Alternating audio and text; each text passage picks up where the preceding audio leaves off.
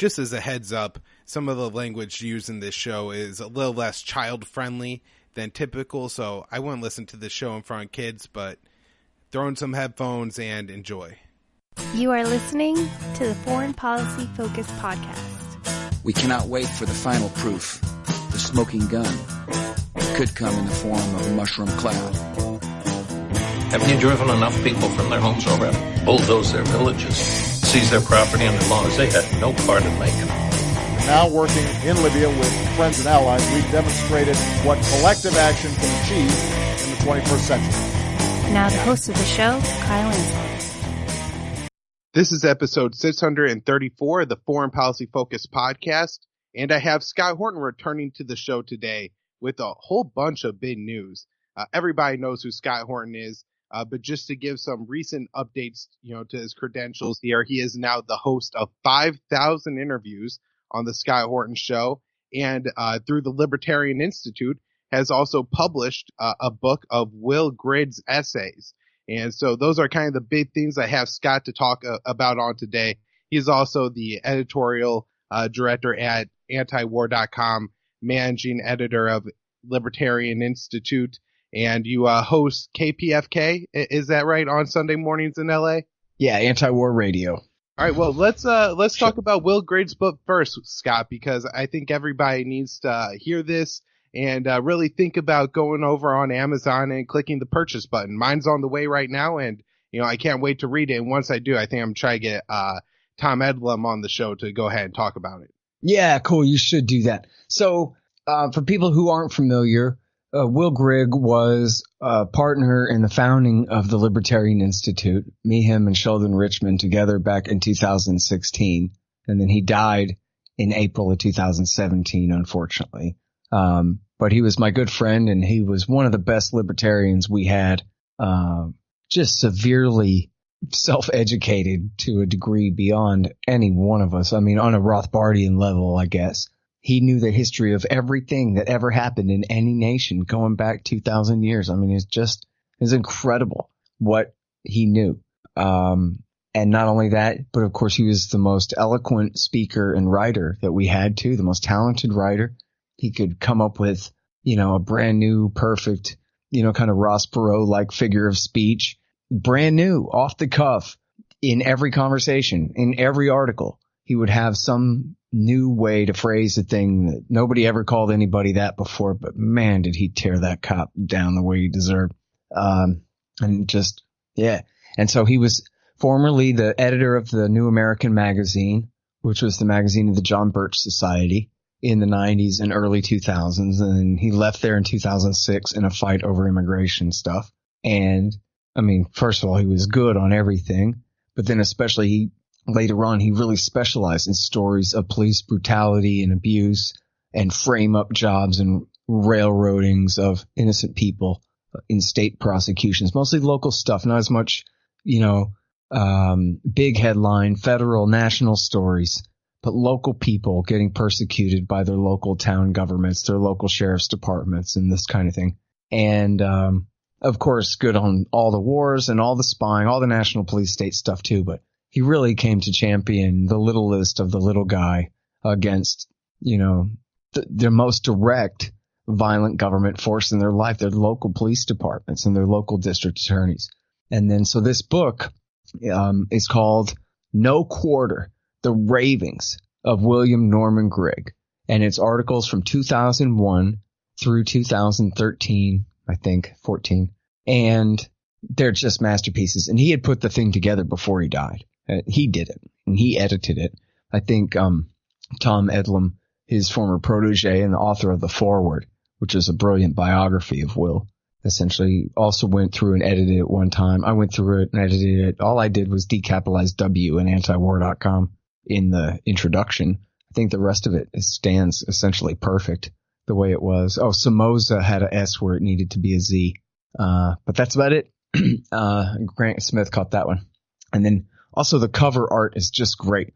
I mean, the book is worth it alone just for the cover. The cartoon that Scott Alberts drew of Will Grigg at his desk, pounding away on that keyboard in righteous indignation in defense of the innocent, with his giant Incredible Hulk hands, and a tiny little kitten on his shoulder and a little black flag on his desk and all of these things. It just is great. His guitar with his pile of books in the background, and it's just a perfect art. I mean, Scott Albert's absolutely killed it, so to speak, on that one. And the book is brilliant and horrible and devastating and just incredible. I mean, it's a real achievement, and it's a great testament to the guy, who he was and what he was about. And by the way, and this is just an aside because it should be beside the point, kind of, although it's its own important point. I don't mean to diminish it, but I just mean the book stands on its own, no question. But also, as an added bonus, all of the money goes directly to Will Grigg's family. And the Libertarian Institute's not making a dime off of this. We don't want it. It's all directed straight to his survivors. He left 6 kids behind. So maybe that's a reason to go ahead and buy 10 and give away to some friends. Go ahead and rub it in and buy the hell out of this book instead of just buying it. I don't know. Because there's some great people and they could certainly use a hand. But, I don't know. And I helped to organize the publication of the thing. But as I say, Will really organized and edited the thing himself. Tom Edlum wrote the introduction. Scott Alberts did the cover art. Mike Dworsky did the final formatting for the Kindle and EPUB versions. And Grant Smith did the final formatting of the Word document for the PDF file for the print version. And so they get all the credit. I just kind of made some phone calls and asked people for favors and stuff like that, which is, I guess, a little bit. And I wrote a publisher's note at the end because it just kind of ended so abruptly. I thought it sort of needed a little something there. So I just wrote a little thing about how much I love the guy at the end. And anyway, I don't have to hope people I know they're going to love it. I know that it's just, I can't wait till all the 5-star reviews start coming in because it really is it's something special. I know you'll agree when you read it, Kyle. Yeah, well, I mean, I'm really looking forward to reading it. And part of it is Will's work was always some of the ones I most enjoyed consuming. There's some great libertarians who go out there and, they end up making really good cases for stuff, but it's not necessarily the most enjoyable to read. It's either, long-winded or clunky. Will's, writings and his podcasts were just fun to listen to. The way he, laid things out and, the metaphors and the words, his vocabulary was incredible. The way he would describe how terrible the state is. In fact, I think his blog is still up, right? Pro Libertas. If anybody wants just a quick sample of and listen to one of his podcast episodes. I mean, at one point I was almost intimidated out of starting my podcast because I was like, there's no way I'm ever going to sound as good as this guy. His podcast episodes were phenomenal. Especially he did a series at the end about this guy, Christopher Taft. Yeah. This is just a great example of what Scott's talking about. This is just some kid who got basically entrapped by the police and ends up in jail for a murder that he obviously didn't commit. And Will Grigg goes through and breaks down how this all happened, how this kid's life was stolen away from him, and really calls out in the most, I think, accurate way the police officer who did it, and explains how this guy is just a classic adult predator on a child and a sick and twisted person. And that's the kind of great stuff I know you're going to get in this book, and that you'll see if you go to, again, Will's blog, Pro Libertas. Yeah, it's and by the way, we're going to have, as best we can, all of Will's writings from including old newspaper columns that he did in the 90s, as much of the stuff from the John Birch Society as we can get, everything from Pro Libertate, which is freedominourtime.blogspot.com for people who want to find that. If you search Will Grigg, there's a famous English soccer player with the same name, so that'll kind of wash out a lot of stuff. William Norman Grigg will help you clarify. A postscript to that story of Christopher Tapp, I think, I'm almost certain it was Will's last article, was about how Tapp was finally released from prison, that the bastards made him go ahead and plead guilty and get time served as his agreement to finally get out. And he finally said, okay, fine. Everybody knows I didn't do it, but I'll sign this thing if you'll finally just let me go home. And so Will wrote about what an injustice that was, how horrible these bastards are that they can't just admit it. I mean, if he was guilty, then why are you letting him go home? You're letting him go home because you know he's not guilty. Are you going to make him plead guilty and make you look good just to let him go home? What the hell is this, England or something? This is horrible. Well, then, postscript, one of the major witnesses against Tapp came forward, and the poor lady explained that the police, of course, extorted her and forced her into falsely testifying against this guy that she knew good and well, and she knew that they knew that she knew that they knew good and well hadn't done a thing, and blamed the thing on him. And then further, 23andMe or one of these things came back and ratted on the guy that really did it. And it turned out that he had no connection whatsoever to Tapp, or I think it was one or two others that had been falsely accused with him. They had nothing to do with it at all. It was this other surprise serial rapist murderer who was already in prison for another one, and who was placed in the town that day, and et cetera, et cetera. Crime finally solved. For this poor girl, Angie was her name, who was murdered back in 1996 and who had to wait for, 24 years for justice there. And then this poor guy, Chris Tapp, who still has the guilty plea on his record now, has finally the very last of the case against him completely is obliterated, just as Will Grigg would have told you. Anyway. Yeah. Anyways, what a terrible decision they made that kid, make there. Either you stay in jail and maybe you get to fight and then maybe you get released. But I think he was low on appeals. And so if he continued to fight and lose, then he would just be in jail forever, even if he was absolutely completely innocent. Yep. And to get out, he had to admit that he was kind of guilty. That way, none of them would be held responsible, or he wouldn't be due any recourse financially for being wrongly imprisoned. I mean, it's just the sickest thing to do to somebody. If this happened anywhere but, through official, state police and justice, people would be outraged and horrified by this young man's treatment. Mm-hmm. What's funny too is that, maybe this is before your time, but when I was a kid, Primetime Live and 2020 and 48 Hours and those news magazine type shows, they would look into corporations, tobacco companies and oil companies, and they would report on government, malfeasance. Here's some congressmen being bribed by some Arabs or some pretended ones or whatever, anything. But then they kept getting sued. And the big, the tobacco companies and the auto. Oh, there was one where NBC, Dateline, I think it was, rigged up a Ford truck with explosives just to prove that if you T-boned it, it would explode. But hey, we can only do our experiment once, so let's make sure it works, boys. Fraud. And they got caught with that and busted with that, and and they got sued really badly. And that kind of led to a sea change where they just don't do that anymore. All they care about now is true crime. Some guy killed his wife. Here's the story dragged out for a full hour, essentially, over and over and over and over again, right? But then, of course, those get boring. And so what are really the compelling cases? The compelling cases are the ones where the cops got it all wrong. And that what happened was this poor guy went to jail, and then it turned out he didn't do it. So it turns out that if you're interested in these true crime stories and you watch these news shows on TV about them, that some great percent of the time, possibly just unavoidably, a huge part of the story is just how absolutely horrible the cops and the DAs are, how much they hate truth, how much they don't give a damn what's true.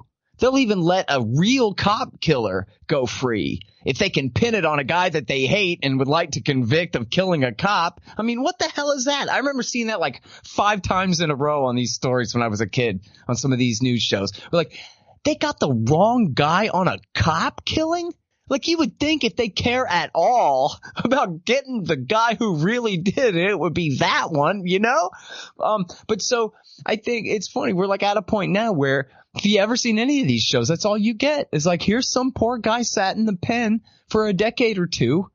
And then the lesson at the end, though, is that even though you've seen the same story 1,000 times, that's American justice for you. That's the best we can do.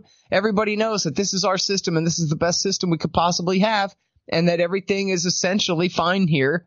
And so see you next Thursday for another episode of Primetime Live, where we talk about another guy who it was his stepson that did it or whatever, and he spent 25 years in the pen. And then we'll do it again and again and again and again. And then the idea is, though, that nobody ever finally – they don't seem to ever say, well, wait a minute.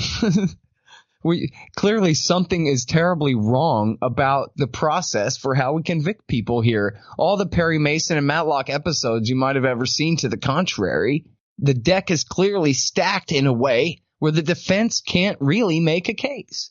And everybody knows that this is how it is, right? That if you try to plead not guilty and go to trial, they'll charge you with 10 more things and make sure that you'll get convicted of something and you'll do decades no matter what.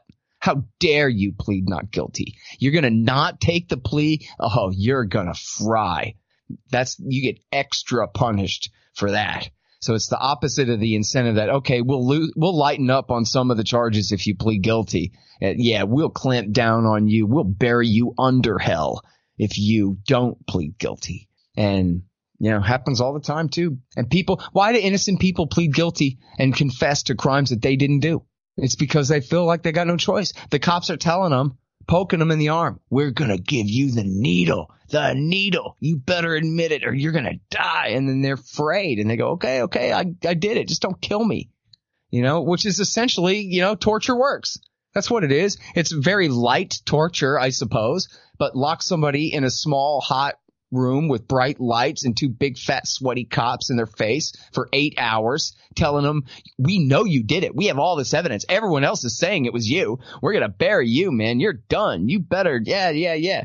And we're never going to let up and we're never going to get out of your face until you sign this thing. That's it. Oh, and by the way, we promise you, if you just sign it, we'll let you go and everything will be fine and you'll have a nice cold Sprite and whatever. And then they go, okay, and they sign it under duress, something that having nothing to do with an actual interrogation and discovery of facts at all. Only just a matter of threats and intimidation. Right. Yeah. I mean, the amount of false confessions is probably absolutely huge. And if anybody ever went through and really tried to figure it out, it would probably be such a large number. Oh, that and there are studies like that. Yeah, no, there are studies like that. I mean, it's already shown that whatever huge percentage of them are false.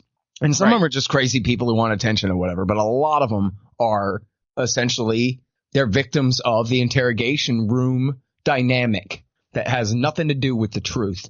Yeah, I mean, I've been involved in situations where I know a cop tricked a crazy person into it, where the person wasn't there at the time and the date, and there was a guy around that had a past history of arson, but somebody who was kind of low intellectual functioning and had some other mental illnesses on top of it. The cops just tricked him into admitting to it, and he really believed he did it because the cops all told him he did. It wasn't until witnesses finally came forward and said that, oh, no, it definitely wasn't him. He was over on the other side of town at that time. Did they finally let him out of jail after like 9 months or something? So, they do messed up stuff like that. But I want to note that, you're talking about the true crime. When I was growing up, it was more the CSI and fictionalized version of that. And so maybe they figured they couldn't run the true crime anymore because the truth is somewhat blurry. And in this way, the cops are always right. They always get the right person. And you could trust what they bring to you as evidence because, they're going to figure out what third generation fly larvae was on the body. And that tells them how long it was there. And, then they're able to trace it back, by a gas station receipt and a fiber they found in the bathroom. And, oh, this is how we know that the person's definitely the killer. Yep. And they've, used things before, like I think bite mark analysis and hair analysis that it was really built up in these kind of crime shows. And it turns out it's all junk science anyways, that you really can't determine anything with it at all. Yeah. One of the biggest propaganda tropes in Law and Order and all those is they spend the first 10 minutes thinking it's one guy. And then they realize that, oops, they were wrong about that. And then they happily admit it and let him go and get back to the real job and figure it all out by the end of the hour, which is the same kind of thing on Matlock and Perry Mason, where under cross-examination, the prosecution witness admits that, no, he's actually the real murderer. And then the prosecutor stands up and says, well, fuck me, Your Honor. I don't know what I was thinking. I demand you dismiss the charges against this man with prejudice right now and let him go, which has never happened in all of American history, right? But that's what happens in every episode of Matlock. The prosecutor is like, oh, man, I would rather die than see an innocent man go to jail. But that's just not how it goes at all. But that's, and especially in the Law and Order thing, it never gets that far. It never gets to a bad trial. It only gets to a bad indictment, maybe, But even if it's a bad indictment, they go, "Oh, we're sorry," and they dismiss the indictment, and then they get the real guy. Right. Or even cops standing up to their hot-headed boss for personal reasons who's attached to a certain criminal. Oh, but the rest of the team's gonna do it right and get it right, and they're not just gonna let this one guy run crazy on the case and talk about whoever he wants. But we as long as we're talking about this, let me say another thing.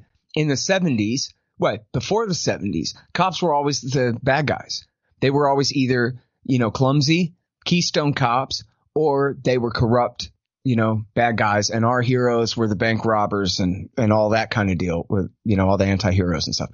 And then what happened was in the 1970s, you had Dirty Harry and The French Connection. That was with Gene Hackman. And there may have been one more, but it was especially those two movies. And in both of those movies, the bad guys are the namby-pamby liberal judges and prosecutors who let all the bad guys out of prison all the time and coddle them and blame society instead of personal responsibility and all this kind of thing. And then they're the real bad guys, and then the other bad guys get to run loose because of them. And then the heroes are the cops who know, and this is a total trope now, you see where I'm going with this. The cops are the ones who know that you have to break the law to actually give justice to the victims. And that, so here's Dirty Harry stepping on the guy's broken arm, going, how do you like that, dude? And putting a 45 in his face and treating criminals like we would all like to treat criminals, except in a way that government is not allowed to treat criminals. When government apprehends a suspect, their mandate is to protect them so that they can stand a fair trial rather than be punished by the mob before they have a chance to, and that kind of thing. So when these movies came out, what happened was it was sort of like after 9/11, where all of a sudden all the chicks in the bar love cops, and their approval ratings kind of went up. Conviction ratings went up all over the place. And all of a sudden, Hollywood says we all love cops now.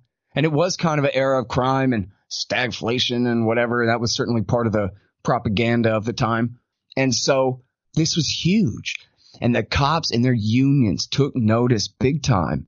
And I saw a documentary about this on the Discovery Channel once, like 15 years ago or something, but they just totally explained the hell out of this. It was these two movies, and the cops took notice and said, hey, we, the unions especially, we have to work with Hollywood. We need liaisons big time, just like the military, essentially. We have to work with them to get them to put out pro-cop points of view all the time.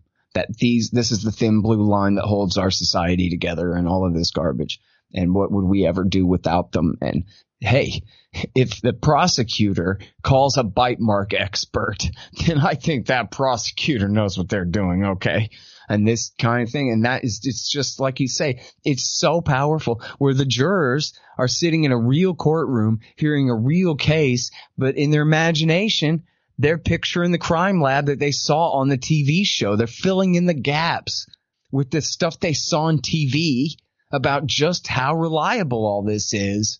And, they probably even wonder if Dan and Susie in the crime lab are dating, like in the TV show, and whatever, you know what I mean? Like it's a whole little thing that they get to be a part of. But meanwhile, it's just not even true at all. And I'm sorry, another tangent. You mentioned the bite mark thing. Radley Balco deserves 10 Pulitzers and every other kind of prize for his work on the bite mark hoax stuff. I think he even put out a book now about this junk science. But he did a thing for the Washington Post about the bite marks, where there's like a racket of these 4 or 5 bite mark experts that go around testifying in these trials for money. And they should all simply be hanged. And they're all simply criminals, liars, and fraudsters and murderers, and they know it. If anybody's a murderer, it's some guy up on a stand pretending that he can tell a damn thing from a bite mark. And the few times, they have some rule that says that, well, in the case of Jones versus Kentucky, it was ruled that you can't question the bite mark expert's evidence. You can only question whether is he sure that's his conclusion or not, but you can't make him demonstrate it in front of the jury because they're not experts. They can't tell. And so then from then on, some prosecutor tries to use bite mark expert evidence against you in court, and your lawyer says, Your Honor, I want to make him show it to the jury. Make him prove that these bite marks really match up the way he says. And they go, no, overruled. You can't do that. It's already established in this previous case that if this liar says so, that'll be good enough for you. And so, I mean, these guys are just, I don't know.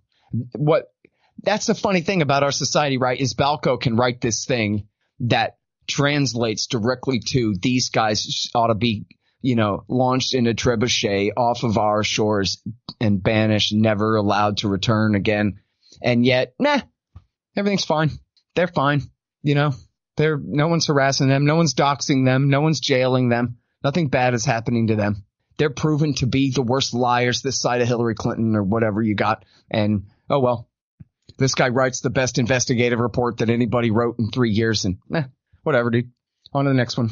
Right. And meanwhile, that's your dad or your brother or your, mom or somebody else sitting in prison because of some just huckster up on a stand making up whatever he wants. The one time Balco talked about, like, one of the very few times that these guys were allowed to be checked and somebody said, oh yeah, well, if that's true, what about this and what about that on the stand there? And the guy identified the lower jaw mark, the lower tooth marks as the upper and whatever. In other words, once they got one chance to cross-examine him in a way to try to trick him, they tricked him easily and he didn't know anything. Like Lionel Hutz going, turns out I'm not wearing a tie at all. And everybody's just like, oh my God, gotcha. Yeah, well, I mean, I guess part of it's just a shame that, at least when I was growing up, I remember, like, Chief Wiggum was kind of one of the first impressions I had of police. But now everybody it's such a glorified profession. It's scary. But I do want to talk about, Scott, 5,000 interviews now. You just hit it this weekend. Gareth Porter was 5,000. And I mean, it's a hell of an accomplishment. I don't know what else to say. I was looking at some other, like, podcasts, like even the Tom Woods show and Joe Rogan only have about 1,500 each. I think Jason Stapleton's at about 1,000. And, there's a few people that, in the hundreds, like Dave Smith and Pete Raymond. But you have, I think, more interviews than most other libertarian podcasts total. So, it's a real just massive body of work. And people should go through the archives and check it out because, you have interviews in there with Glenn Greenwald, Julian Assange, a series of interviews with Nasser Arabi about what's happening in Yemen. That's probably the most unique view anybody could get on the war, listening to any content. I mean, Eric Margolis rescuing animals from, different war zones a couple times now, 30-something interviews with Ron Paul, interviews with all the Coburn brothers, especially the Patrick Coburn interviews leading up to the rise of the Islamic State. I mean, there's just so much invaluable stuff in there, and I can't wait till you put out this Ron Paul book you've been talking about. But I don't know, Scott, whatever you have to say about hitting that mark. Well, thanks, man. I really appreciate that a lot. Essentially, I just couldn't think of anything else different or better to do. Once I signed up with the antiwar.com guys, that's, pretty much my shtick. I can't really improve on the nature of that project, which is, Rothbardian, libertarian based, and yet open to all left, right, and everything because we only care about foreign policy, kind of an attitude. So we run, Code Pink and Pat Buchanan on the same day right next to each other and relish the opportunity to do so. So that's already kind of how I feel about everything. So there's that. And then, I've been doing radio for many years, really from 1999. I mean, I've been a guest on radio a lot of times before that, going back to like 95, 96. But in 99 is when I got my first show, or very, very end of 98, December at 98, I think, or maybe November 98. And then 99 through whatever, I just did different shows on pirate radio in Austin. And then I started doing the interviews right at the Iraq War, right when, let's see, it was April the 12th, I think. Yeah, April the 12th of 2003.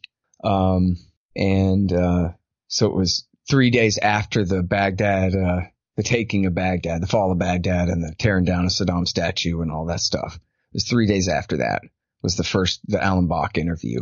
And then, it was the beginning of 07. It really wasn't until the beginning of 07 that I started doing I essentially got hired by antiwar.com to do the show on a daily basis. So I, still on Chaos Radio in Austin, Pirate Radio in Austin, but getting paid by antiwar.com as long as I was running the show there. And of course, doing all kinds of other chores, for antiwar.com was the start of doing it every day.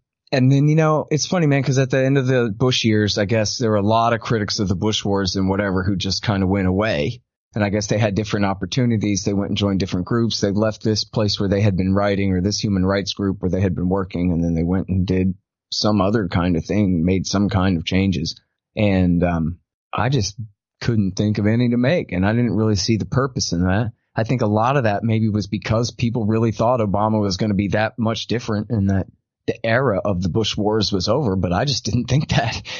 I had never actually really, considered that even to be a possibility for a minute. And so it seemed to me like just to kind of keep on trudging there.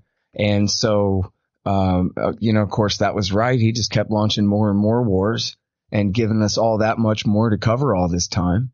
And then you have the same as with Obama, in a sense, you have the promise of Trump and the betrayal of that. Really, that's how Bush got elected over Gore, was by saying that the Democrats were too adventurous and he wanted a humble foreign policy. That very well was the margin of victory, I think, for Bush in 2000. But people really thought of Clinton years as peacetime, more or less anyway, though. So it wasn't as much of a factor. But certainly people voted for Obama because he was supposed to be less worse on the wars. And the same thing for Trump over Hillary. It was not a partisan thing. It was a opposition to all of this spending ourselves into total destruction kind of a policy here, the centrist consensus. And then, just like Obama, Trump is weak and pathetic. And so he can't stand up to the military establishment. And so he doesn't. And so everything continues on as before. And essentially, I'm just still here. Like you talk about, I was interviewing Patrick Coburn in 2013. Well, what the hell else was I going to be doing? Like 2013 and 2014, those years happened, and I was sitting here commentating on it all along, all the way through. And then, of course, I'd figured out a long time ago that Patrick Coburn is the guy you got to talk to about this stuff. And then because of him and a lot of other people like Gareth Porter and Bob Dreyfus and, others I give a lot of credit to, Dar Jamel and Michael Hastings, a lot of others, I had a pretty good sense for who was who in the different areas of Iraq and who was on whose side in the wars and that kind of thing. So, I just kind of had an advantage in interpreting this stuff just by being here all along, essentially, right? I don't have a PhD. I've never been to these places. I don't speak Arabic. It's just that I've been on the same case the whole time in a row. And so whenever things happen, I remember the last time and I can compare and contrast whichever details I think are important and whatever, and just kind of try to stay on top of it. And for you guys, right? Like the show, it's a good way to keep me sharp is essentially I owe you guys the best I can do to bring you the people who I think understand things the best, to explain it the best and try to ask the best follow-up questions I can to understand it so that everybody else has a chance to get the straight dope instead of the usual line of garbage. So that's all it is, really. I mean, so is there a couple things like that you would highlight in doing the show all this time that you think are either particularly like important episodes or important topics that you've covered on the show, more important than other, or just any couple episodes that you really like would say like, hey, if I want people to listen to an episode of my show, I really like this one. And I'll go ahead and recommend the episode that you did with Will Grigg on the shooting of the police officers. I think that was in Dallas. And how you guys explained that was, really eye-opening to me, especially just kind of where I was and reading it and knowing about things at that time. It was a great show. So I'll go back through and link to his show notes page. That way people don't have to hunt through and find it. But that's one that I would always recommend to people as being, some of Scott Horton's best work coming there. And even though it's not necessarily about the wars. Yeah. Well, I don't know, man. Honestly, I don't have really ones that stand out so much in that sense. Like I like the first part of your question is easier of just what we covered. And it's the wars, Iraq, Afghanistan, Pakistan, Yemen, Somalia, Libya, Syria, Iraq War 2 and 3, and then on into Mali and the other special ops stuff and a little bit of China and Russia stuff. Although I admit I'm way, way, way behind on China right now for one thing. But, yeah, I think I've done a pretty reasonable job of trying to cover the color-coded revolutions and NATO expansion and the continuing Cold War with Russia, the end of the old New World Order plan and the dawn of the new one in terms of the former, NATO-Russia Council and trying to get along and possibly integrate them into NATO, and instead going ahead and throwing that out in the Cheney years and deciding that, hell no, we're just going to contain them and hawk it up to the fullest extent. I guess that was really true by the end of Clinton with the war against Serbia for Kosovo. But certainly with Bush and Cheney, there was no going back from that. And so I think I've done a pretty good job of covering the color-coded revolutions and that kind of deal. But, especially Iraq War II, that was the biggest deal out of all of this time. The worst thing that happened. There's a lot of them, okay? Like Vietnam, whatever, forget Vietnam, but just, even Afghanistan, even Iraq War I, which was like a hoax, right? Essentially, they didn't set Saddam up so they could attack him, but in effect they did. I mean, they told him, go ahead and invade Kuwait, we don't care. And then once he did, they said, well, we're going to bomb you. And he said, listen, let me negotiate my way out of this. They said no, they refused to accept a peaceful solution just so they could go ahead and have their war. That was the start of this whole thing back then, Bush's father. And it was a catastrophe and a travesty. But somewhere in there, though, he did invade Kuwait. There was something that happened. And I'm not saying that America has a right to do anything about that. I'm not saying that. I'm not saying infer anything from that. But I'm just saying it was a fact of the universe that the forces had crossed the border. That was a real thing. Whereas in 2002, there was nothing going on. 2003, Saddam Hussein was writing a romance novel. He had totally checked out. He didn't think the war was coming because when they asked him, he goes, look, we don't have anything to fight with the Americans about. We don't want to fight the Americans. Why would they want to fight us? We're not doing anything. He might have tried harder. He might have re-released that 12,000-page dossier on Amazon.com. If he really even thought, but, essentially this was the most unforced of errors. And I don't mean it was an error like it was a well-intentioned mistake, because it wasn't. It was a premeditated murder plot based on lies. But it was also stupid, really, really stupid and horrible and wrong and every bit as much as it was murderous and horrible and wrong. It didn't have to happen at all. It didn't have to happen at all. In fact, they could have sent Donald Rumsfeld right back over there to shake hands with Saddam Hussein again and said, listen, we'll let you back in from the cold. Clinton years are over. It's a new era now, but we only have a couple conditions. You keep the beret, you keep shaving your chin, and you keep Osama bin Laden and his men out of Mesopotamia. And you do that, and you can sell your oil again. What the hell do we care? That's all they had to do. That's all I had to do. There was a time where that was the most treasonous, insane, craziest thing. People would have started crying. Your right-wing uncle would have picked me up and thrown me right out your window for saying that. But why? Because they're completely raped in the brain hole by this giant pile of lies that Saddam Hussein's Iraq, after 12 years of blockade and constant bombing, with no Navy, no Air Force, no Special Operations Forces, no nothing, was a threat to the USA? Come on, man. And they got away with that? And they caused all this grief and all these problems and re-unleashed what had been a bottled up or possibly even just cooled down regional sectarian war. The balance of power was balanced, essentially. There had been a long-term ceasefire between the Sunni and Shia overall, essentially. Riyadh and Tehran were rivals, but not enemies. None of this had to happen at all. And in fact, never mind some Ron Paul scenario where, Gabriel, the archangel, comes and saves everything. All you would have had to do was just have Bush listen to Powell, not Cheney. Right? In a typical situation, the vice president is just the vice president.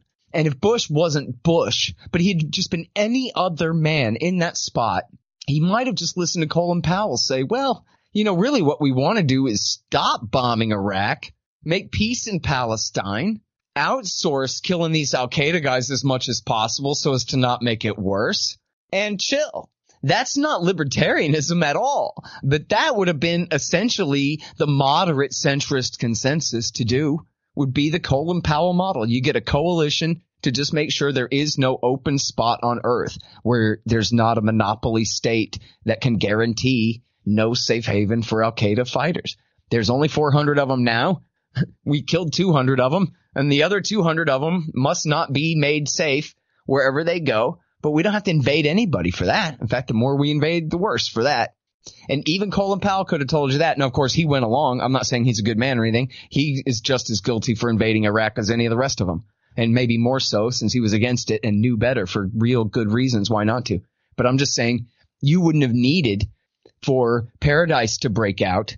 All you would have needed would have been for a slight check on the insanity of the neoconservative and the Bush and Cheney and Rumsfeld consensus to start that war. It's just crazy. And to me, it's always 2002 and 2003. I'll never forget. I'll never be able to get that out of my head how it was. Even in the summer of 2002, they're already cranking it up in the summer of 2002. And Dick Cheney at his big VFW speech telling the fathers and the grandfathers of the boys in the service now that we need them because we have to go stop Saddam Hussein because he's making nuclear weapons. Is what Dick Cheney, never been in a fight in his life, sat up there and told all the veterans of Korea and Vietnam and the fathers of all the boys who were going to be going to this one, get their nuts blown off for nothing, sitting there lying right to their faces. And then Andrew Card said, well, you know, you don't really want to get carried away and debut new products before Labor Day. You got to wait till September to get back down to business after summer break, you know, to sell your war to the American people. So, yeah, sorry I'm off on a tangent, but those bastards, they, you know, not they gotta burn because they won't. There's no accountability for them, but they should. And it shouldn't be forgotten. No one should ever make the mistake of thinking that was written, as Bush said, into the book of fate and history and all of this stuff. That just, nope, actually didn't have to happen that way at all. And it didn't have to be Al Gore instead. It could have been Bush still. But if only he had just told Vice President Cheney, actually, you know what? I'm really not interested in what you think. I'm going to go ahead and do like Colin Powell. He seems like the more reasonable type. That's all he had to do, right? He could have just sort of leaned his head a little bit to the left instead of to the right, and that would have been the difference. Like, I don't know. My dad didn't go all the way to Baghdad. He said he was afraid of what might happen if all hell broke loose there. That's, you know what I mean? You don't have to stretch that hard. And by the way, Bill Clinton went on David Letterman and said, oh, David Letterman, don't worry. It's going to be great. You should support it. It's going to be fine. And we're going to kick Iraq's ass in 2 weeks. It won't take 2 weeks. And David Letterman said, but Bill Clinton, the most recent former president who has access or did at least have access to all this classified information as of just a couple of years ago anyway. Geez, if it'll only take 2 weeks to beat him, then how come they're so scary and dangerous and that we have to do it in the first place? I don't really understand that part because he's just David Letterman, right? He's like, but that's the part that kind of confuses me, you know? And Bill Clinton's like, shut up, David Letterman. Don't worry about it. It's going to be fine. You can get on board for this. It'll be great. And his wife in the Senate, implying that she knew everything about this because she was married to the most recent former president, said, oh, yeah, it's going to be great. We're going to do this. Get on board for it. Oh, and it's absolutely necessary. We know he has these weapons. Trust me, I know that we know that he has these weapons, implying that she knew more than the other senators because of her position. If only I could go back in time and take that entire capital city and just launch it into the sun. Right. Well, it happened under Obama, too, with the Libya war. He admits it's 51-49. And, geez, had he in Afghanistan, there's the Afghan surge first, too, you know, where he knew he didn't have to do that at all. And he did anyway. He was afraid they were going to call him a wimp. You know, this is all the worst stuff going on is what you've been covering all this time. But I think what you've been covering, too, is also the places where the libertarians are the most right and have the biggest advantage over everybody else. You know, we're you know, you're the one, and I hope what I do on my show is point to the worst things and the most obviously wrong things the U.S. is doing. Like, you know, look at the Vietnam War and the second Iraq War. Everybody admits those are huge failures. Right? Like, if I just go out on the street and ask somebody, is this terrible? They say yes. I mean, if you're trying to argue Social Security, people say no because they say, well, how else is my grandmother going to survive? But, you know, they all agree that these wars were stupid, that we were lied into them, that they ended up with a lot of dead Americans, a lot of, dead, Vietnamese or Iraqis. And they know it's just a horrible thing. So I just can't understand why libertarians don't pay more attention, since it seems to me that, most of them just like to talk about being right online all day long. You think they pay a lot more attention to the foreign policy and the police stuff because, that's where we are most right. Yeah. Well, and on the central banking, I mean, this is the thing too. This is one of the things that really got me into libertarianism in the first place, is because this much is so obvious to me. All you have to do is really be exposed to the narrative once. And if you ain't won over, I don't know what to tell you. But I mean, essentially the deal is, to sum it up, I guess, the Federal Reserve wasn't created as part of the New Deal in response to the Depression. Not that your teacher probably explicitly told you that it was, although possibly. I had a junior high school teacher that explained it that way. But it's sort of kind of implied, and it all gets mixed up that way, when the key to the whole thing is, no, man, it was one generation before. And that was what had caused the Depression. All through the 20s, they inflated, but especially from 27 through 29, they had inflated this huge bubble because Benjamin Strong at the New York Fed, which was serving as the Fed, essentially, as you think of it now at the time, did a favor to Montague Norman at the Bank of England, who, essentially needed the pound propped up because he'd been inflating to pay for the war in South Africa. And so they built up a big bubble here to prop up the pound on the international markets, but it led to this giant bubble in the stock market here that crashed in 29. And so then, oh no, because now back to what your junior high school teacher told you, they did all this stuff to rein in the wild excesses of laissez-faire free market capitalism. And they created this mixed economy, this quasi-free market, where we use our political democracy to check on the horrible thing and the thing. And that all this is totally wrong. It's totally wrong. It was the government that caused the Depression in the first place, not the free market. And it was the government intervention in the Great Depression that made everything worse. And then guess what, kiddos? The same thing for every bubble ever since. And just like a good right-winger will tell you, they debased the currency to pay for the war. That's why Nixon took us off the gold standard, because they had debased the currency to pay for the war. That's why you can't be a republic and an empire at the same time. It's one or the other. And this is what happened, right? They basically turned, in the name of the Great Depression, they unleashed the power of the president beyond what the drafters of Article 2 could have ever imagined.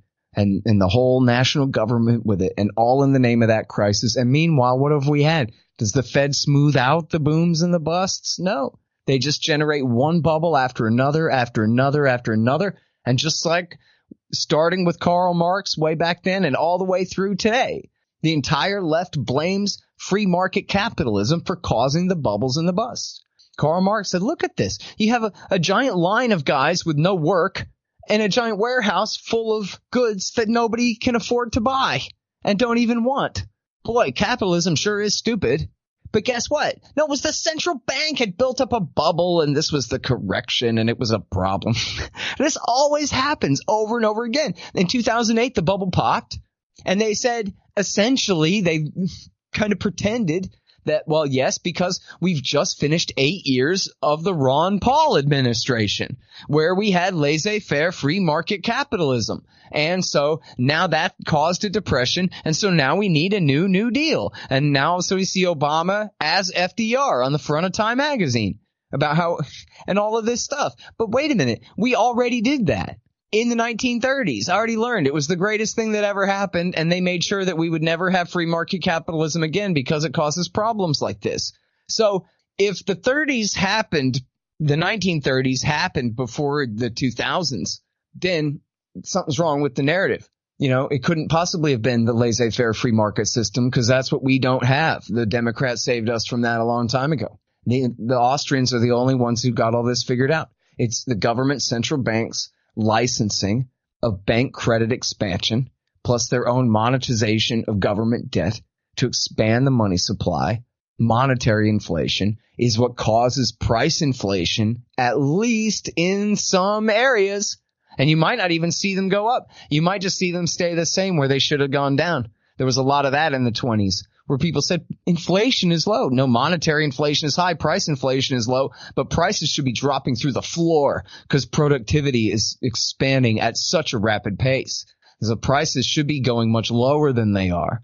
But government commissars can't figure these things out. Only the market can decide what prices should be. And when you put commissars in the middle of that pricing system, especially right at the core of the price of money and how much the interest rates are, when between banks and other things, then that intervention ends up necessarily causing distortions that must be corrected. And so essentially the Austrian school libertarians are the only ones who have that right. Even the Chicago school guys say, like Ben Bernanke says, that yes, the Fed caused the Great Depression by not printing enough money once it happened. They should have inflated immediately to smooth out the crash, when instead of recognizing that that was what had caused the problem in the first place. And so, yeah, man, that's something where it's because of Ron Paul, Austrian school economist, that I knew about the dot-com bubble. I mean, I'll give credit to J. Edward Griffin and Creature from Jekyll Island too, but especially from Ron Paul. And I knew about the dot-com bubble and the housing bubbles way back in the 20th century. I was saying this housing thing is just a bubble, dude. You know, this is – and people would tell me, no, you're wrong. There's never been a nationwide bubble in real estate before. And I would say, yeah, but all that's changed now. You got to read Ron Paul, man. He knows. It's one good congressman, man. He's got a job. So I'm no investor. I can't prove with my profits that I'm right, but I can honestly recount the past that way. All right, Scott. Well, I've had you on the show here to talk about, your foreign policy, based podcasts, and we talked about cops, criminal justice, and banking. But I do want to ask you about Iran because there's a lot in the news. There's a lot of people jumping on, saying that, oh, there's a false flag going on. I certainly think that the U.S. narrative about the mine seems like trash to me. But there's a couple analysts that I think you respect, and I definitely respect. Elijah Menier, the Moon of Alabama blog, and I heard on your show, Peter Ford, kind of advanced this idea that Iran is actually maybe behind the attacks on the two tankers in the Gulf of Oman and those ships at the port in the UAE, because, this has essentially become an economic war against Iran, and they're starting to hit back, and this is the way they're going to do it. So I don't know what you think about that. It certainly seems interesting and possible to me. Yeah, I mean, I'm with you, man. I really don't know.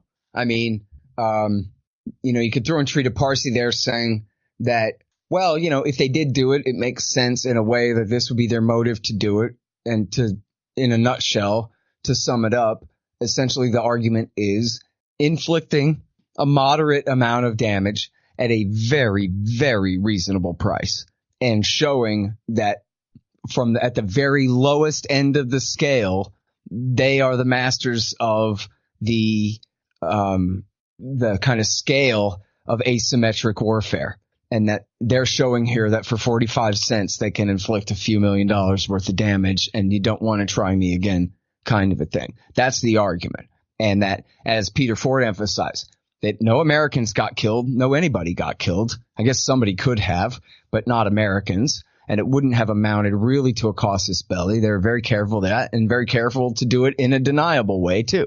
So that's the case. Oh, one more part of that case was Bernard pointed out that or somebody pointed out, he quoted or something, was the Japanese tanker was flagged Panamanian.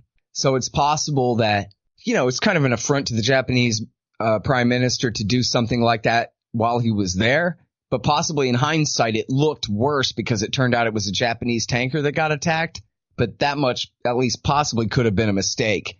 That, you know what I mean? That they didn't mean to rub it in his face like that. But it just so happened that Panamanian flagship was a Japanese one, actually. And that maybe the IRGC didn't do their homework on that one or something.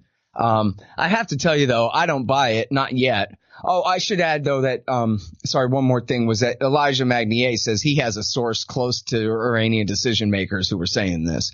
So he's a pretty good reporter, man. I got to say, he has been really good on Syria. I've talked to him quite a few times, and he's a good guy. I think I'm trying to get him on the show for Friday and see about that, what he has to say about that. Yeah, Elijah's actually the first person I heard push forward this narrative, and he did it right after the attack in the UAE port, not even actually in the Gulf of Oman, where I've started to hear from other people. Yeah, there's an episode of Joanne Leon's show where he talked about that. And I thought it was interesting. I was like, well, I definitely can't disprove this. But, at the time, all the war hawks were so up on this, being Iran and pushing for some kind of limited strike. You want to be very skeptical of blaming anything on Iran, because, of course, then everybody's going to point to you and say, oh, you're advocating for intervention. And just to be clear, that's absolutely not what, Scott or myself wants here, even if Iran is behind this. So, yeah, I mean, look, the truth isn't dependent on what side you're on. The truth is still the truth. And, factually speaking, it would take a hell of a lot to convince me that America ought to do anything to Iran, and they would have to attack the United States itself, or a deliberate attack that I really believe was them on American forces in the region. But even then, even like if that happened right now, I would say, they have at least a half an argument for a preemptive strike. The truth isn't dependent on which side I'm on, and I'm quite literally on America's side as well as figuratively. But the truth is the truth. So, I do nothing but defend Iran most of the time on the facts, because most of the time the accusations against them are completely false.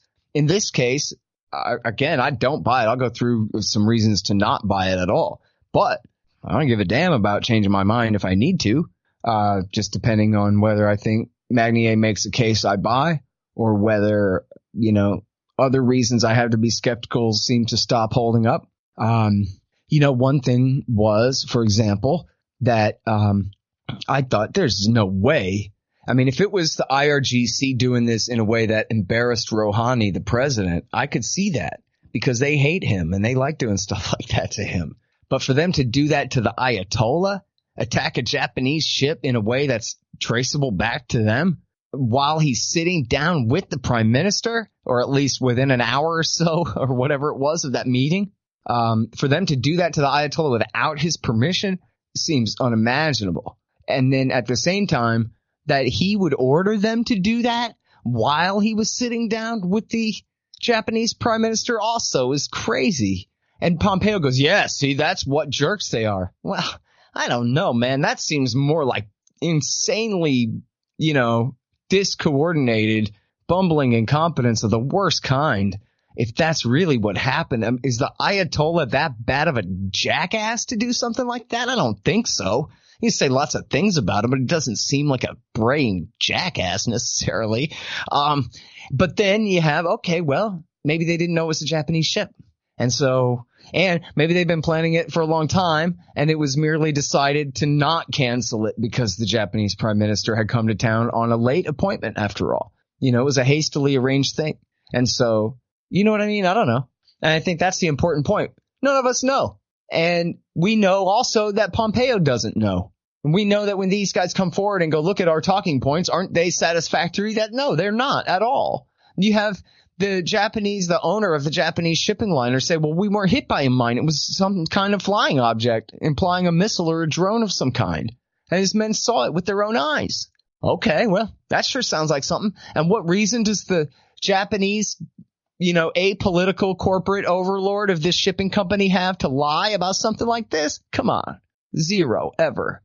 He's really sticking his neck out. I don't know if he knows how brave he's being to contradict the USA like that. But you have the Germans saying, oh, we love our American friends, but we're not quite satisfied yet.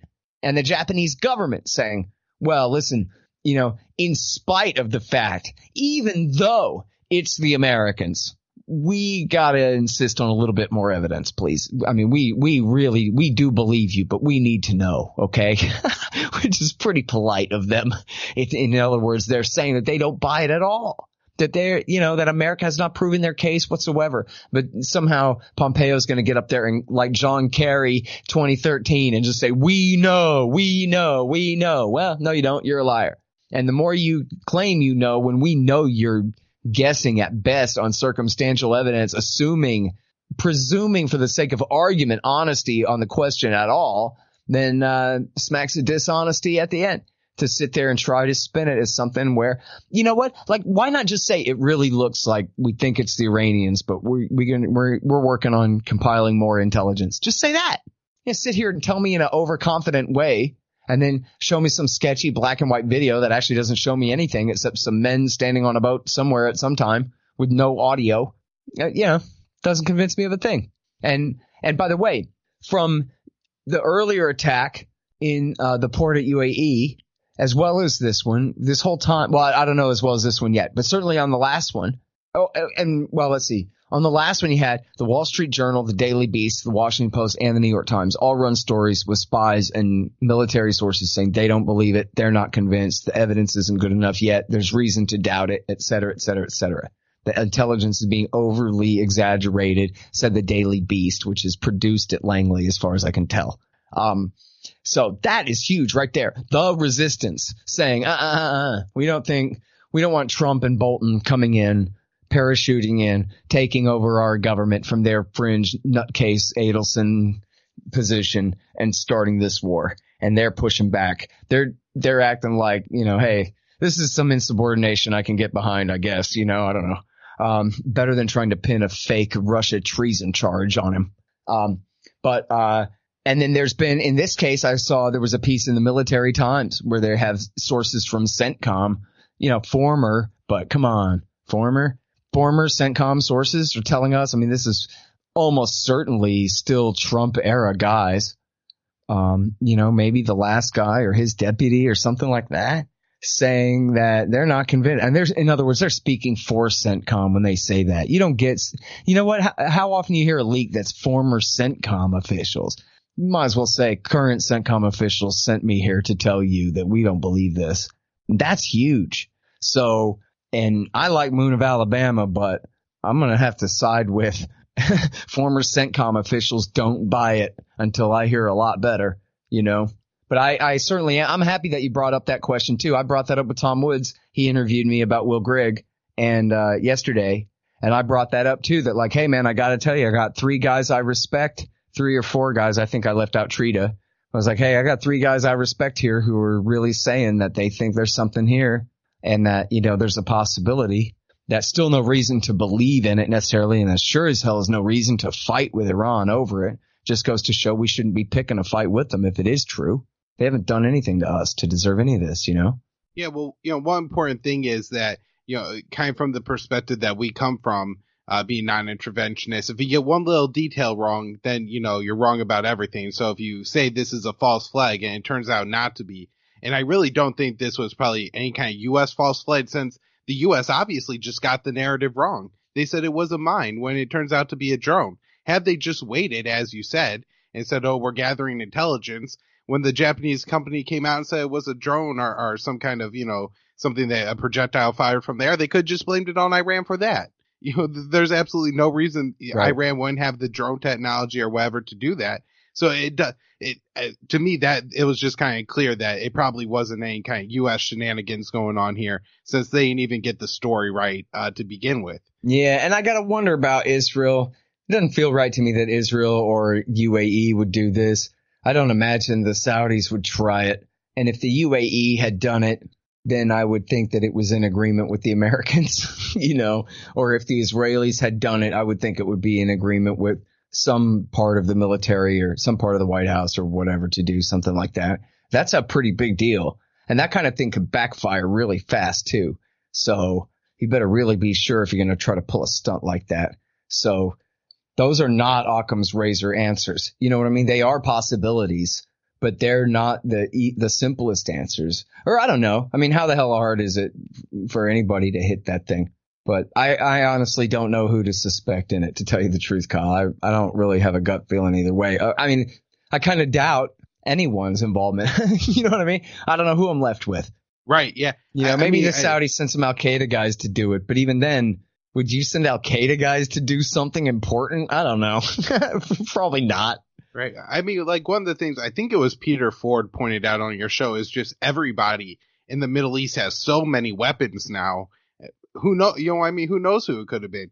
Especially with. It could have just been a guy in a dinghy with an RPG, right? Just drive by and just blast it with an RPG. I don't know. Yeah. I made Joe to Will Porter a couple days ago that, you're going to see video of like Bad Daddy standing on a speedboat with like a tow missile. and that's what ends up being the ship. Yeah, but Yeah, like, made it really a could be USA anything. tag on the side of it. Yeah, just something ridiculous like that. But weapons have flown out of Yemen, especially some of those were sold to them by the United States when Saleh fell, and all these jihadists that you have in Syria, and who knows where they're going. I mean, there's a bunch of ISIS fighters still running around and a whole bunch of foreign Al-Qaeda guys. That show with Peter Ford was really great. I'm going to link to that one. People should listen to that. But just before we wrap up here, Scott, the other things they're really blaming on Iran is everything the Houthis do in Yemen. And it seemed to me that the Houthis have some upgraded technology. There's a lot of reported drone strikes against Saudi Arabia. I even read they fired a cruise missile at the Saudi airport, not the Riyadh one of the ones in southern Saudi Arabia. But it does, I mean, this is certainly better technology than the, converted Scud missiles that they were firing before. And people are pointing to Iran and saying Iran's giving them to the technology. Oh, and I think CENTCOM said that Iran gave them technology to shoot down a U.S. drone, a Predator drone. So I don't know if you have any insight on that. No, I mean, my only answer to that is prove it. I mean, I don't believe any of these guys' claims. The Yemenis are human animals just like the rest of us, and they know how to make a damn missile. Hey, who says they can't make a missile? The blueprints are all on the internet. I mean, how hard the hell is it to hack into Lockheed blueprint files? Not very hard. Who knows what they got? Who knows what they bought from North Korea a long time ago? Remember when Nikki Haley had her big prop brought in at the United Nations and gave her big press conference and said, see, this is an Iranian missile. And Scott Ritter immediately said, no, it's not. It's a North Korean missile, just like the kind that Iran also bought from North Korea. Nice try, lady. So they tell me that an explosion means it was this kind of missile, and that means it must have come from Iran. Since when does Iran have cruise missiles? I mean, I guess they have those sea-skimming anti-ship missiles, but is that what they're claiming it was? Those that they bought from the Chinese? I don't think so. No. And otherwise, what do they have? They have ballistic missiles. Who says they have Tomahawk-type missiles? I've never heard of that. And so, but I don't know. So maybe Iran got them from the Houthis. I don't know why it has to be the other way around. And as far as drones, technology is advancing all the time. And who knows? I mean, Yemen has been awash in weapons. It's like America. It's a massive weapons bazaar. The whole damn country is. And full of much more violent conflict per capita than the U.S., full of political conflict constantly. And, you saw what happened when Saleh was kicked out of power and left and then brought his army with him and went and joined up with the Houthis to attack what was left of his old government. I mean, hell, this is the kind of place where fighting is endemic and where weapons are everywhere. And that was one of the famous WikiLeaks, was the American ambassador saying, yeah. The Saudis keep blaming Iran for the Houthis because their guy Saleh keeps losing to them. But let me tell you, that's not true. The Houthis get all their guns, 1, from the market, and 2, from Saleh's forces every time they beat them. So, and that's right there in the WikiLeaks. Word to Chelsea Manning, sitting in prison right now on that case again, for that heroic leak of those State Department cables and Iraq and Afghan war logs. And so at the same time, again, I got to admit that I ain't proven a negative here. I don't know every ship and every plane that did or didn't fly from Iran to Yemen and what was in there. But I have no reason to believe this stuff. I mean, the place is under blockade. And, certainly any plane in there, I don't know who's getting into the Sana'a airport, but I don't think anybody, and certainly not Iranian airliners full of missiles. If that's true, how's America and Saudi letting that happen? And the U.S. Navy is helping to enforce the blockade at their 2 major ports. They have hardly anywhere else. So I don't know how Iran is supposed to even be getting these weapons to them. If you look at any honest expert, real expert about this, they go, no, it's really just not true that the Houthis are that tight with the Iranians or ever have been. In fact, the only honest person who I would cite to you otherwise actually agrees, but has, enough nuance to it. And that's Michael Horton, who's no relation to me, who is a real expert on Yemen and works, I think, for the Jamestown Foundation, or at least used to. And he's quoted by the likes of Mark Perry in his journalism and that kind of thing. and I've asked him before by email, and I think he said on the record it was okay to quote him and stuff about this, that essentially, yes, Iran does provide a limited amount, but the context is everything. The actual munitions they get, whatever guns or mortars or whatever it is, amounts to nothing compared to the actual story and the narrative and the real truth of the matter, that it's hardly anything in comparison to the size of the conflict going on. And it certainly does not amount to a leash around the Houthis and them, the owned pets of Iran and their forces and whatever. It's just not like that. And so a more accurate way to look at it would be the Houthis are a cheap and easy way for Iran to help humiliate the Saudis. And it's also a massive strategic mistake where the Saudis have failed to win this war and proved what a paper tiger they are, as though anyone was ever really scared of them, and done all this and accomplished essentially nothing for it, discrediting themselves and handing Iran all the credit for all of the Houthis' gains almost for free, without Iran really doing a thing to deserve it. They get all the credit for making these giant strides, which in a way, of course, is helping set them up in the narrative that they're the great enemy Persian Empire taking over the region, which is, the narrative on this side. But to the Iranians, they're like, yep, that's right. We're responsible for everything that's going our way. Aren't we good at this? Which is, what else are they going to say? What else are they going to do except try to take credit? But essentially, USA has put them in this position again, just like in Iraq. Of course, we fought Iraq War II directly on their behalf. And we fought the Syria war, the first half of it, building up the jihadist forces against them just to spite them for the fact that we're mad at them for us fighting Iraq War II for them. But that only increased their position because they came to help save Assad. So did Hezbollah. So did Russia. Russia had been gone from the Middle East. We gave them an excuse to come back. So that backfired in 3 ways right there, 4 ways because Assad's still there too. And 5 ways because it built up the Islamic State and Al-Qaeda, which still exists to this day there in Idlib. And then so of course fought Iraq War III for them to destroy the Islamic State. And then we give them all the credit. Our side gives them all the credit for all the Houthis' gains in Yemen. So in all of these cases, America ends up empowering Iran, whether we're deliberately doing it or trying to spite them somehow. It all just makes matters worse and worse and worse, which not really worse, but quote unquote worse. In other words, in the eyes of the American empire, I could care less. I could not care less. And why should any American care at all? We shouldn't. We're the North Americans.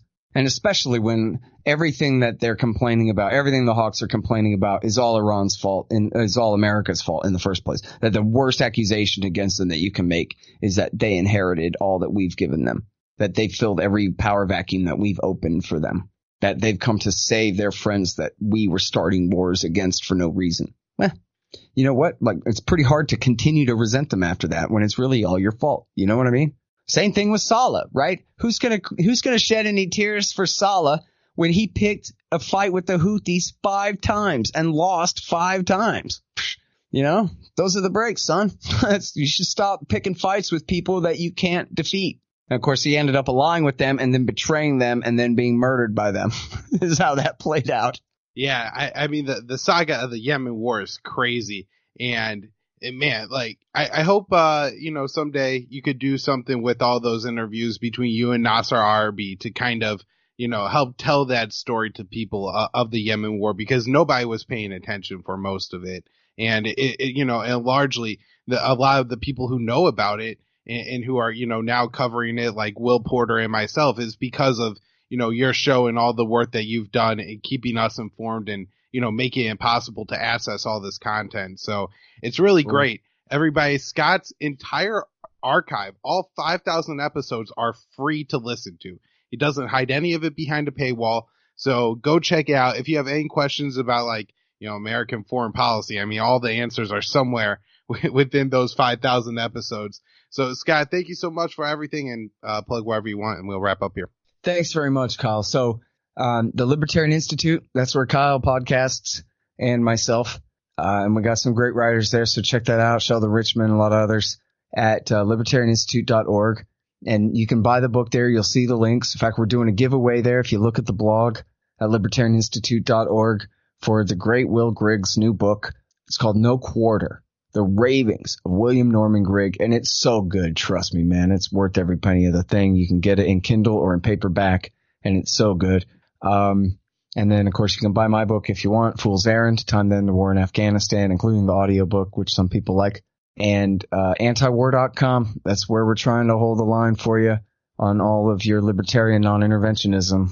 7 days a week there. Eric Garris, Jason Ditz, Margaret Griffiths, Angela Keaton, and Tom Knapp, and myself, Justin Raimondo, and Sheldon Richman, Danny Sherson, and doing our best for you there on the anti-war stuff. And then I think that's all I know about that. Oh, again, yeah, scotthorton.org for all the archives, 5,000 interviews for you, and the podcast feed and all that if you want to sign up there. All right. Thanks, Scott. Thank you, man. All right, you go for it. And I got this great co-author, Robert Gaines. He does all the work. He writes these great articles, and then I help kind of tune them up a little bit. And we published a couple at Breitbart and a couple now at the National Interest. We have a brand new one at the National Interest about Iran. If people want to look at that, it was this. Wow. I got the link at the Libertarian Institute, and it was on antiwar.com as the spotlight yesterday. It's called Attacking Iran Would Unleash Chaos on the Middle East. And I'll put the link in the show notes page. Cool. I'd like to give credit to Robert Gaines. He really does good shit.